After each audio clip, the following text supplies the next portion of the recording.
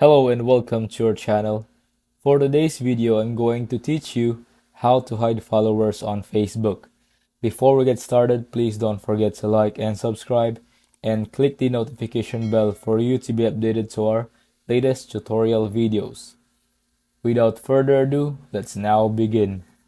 Now, if you have a bunch of others or only a few and you wanted to hide it from everybody so that if they visit your profile, they won't see that number of followers, I'll show you how to do that. Let's hop into Facebook here and we're going to tap on menu at the bottom right. Now let's tap on the gear icon at the top right and we will scroll down and you can see midway down here is followers and public content. So I can tap on that and at the very top it says who can follow me.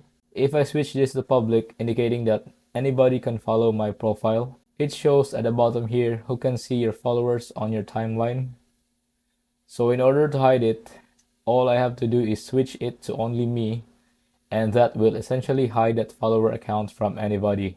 I'll be able to see it on my profile, but no one else will be able to see how many followers I have. So go through the step to turn this follower feature on, but on here, you can switch it to public, friends, or only me.